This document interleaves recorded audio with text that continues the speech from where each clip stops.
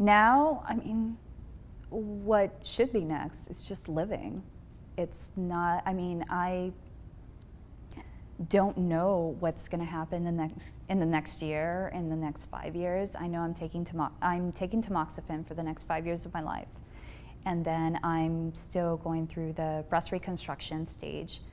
And so every week I go in and get my expanders filled. And so what it is, during my bilateral mastectomy, they couldn't initially put the implants in because my breasts were too big. And so they decided to put the expanders in and, you know, just go through radiation, and then after radiation, start expanding your breast. Because given the size of my tumor and given the size of my breast, it was just better to go that route.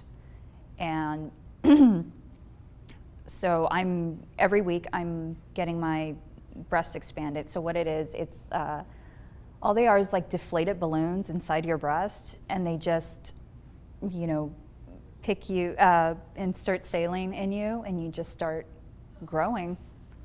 And it's very painful, and your skin stretches, and, you know, it's just, and you feel, one thing I haven't seen a lot of people talk about is just how expanders feel and implants. And because it's not, people say, oh, you're getting fake boobs or you're getting new boobs, at least you get to pick them. And it's like, yeah, great, but I can't feel them, and I don't, you know, there's nothing going on there. I can do this and not feel a thing except for a rock hard, you know, bag that is sitting on top of my chest. That's how it feels, and it's very uncomfortable.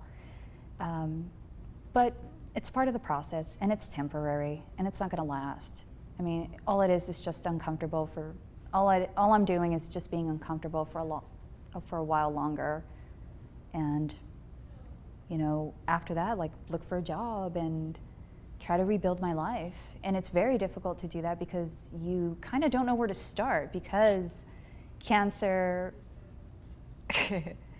set everything on fire, and it just like left you like a bunch of ashes, and it's like, okay, build your life again. You're like, wait, what's going on? And you don't know how to start, you don't know where to start. And after a while, like, I'm looking at my life, I'm like, there's a lot going on, and it becomes overwhelming. And then I think the best thing to do is just start small, and then little by little kind of start picking up the pace again, because chemotherapy, radiation, all those drugs going into your body, it damages, you know, your cognitive thinking. You can't retain memories that long. You know, that's why they call it chemo brain, because you're just like, oh yeah, I remember. No, I don't remember. And you sound like you're crazy or something, but it's how it feels. You feel like you just came out of a fog, or you came out of a movie theater and you're into the light again, and you're just like, you're disoriented. And, you know, and it's okay to feel that way. And a lot of people, I've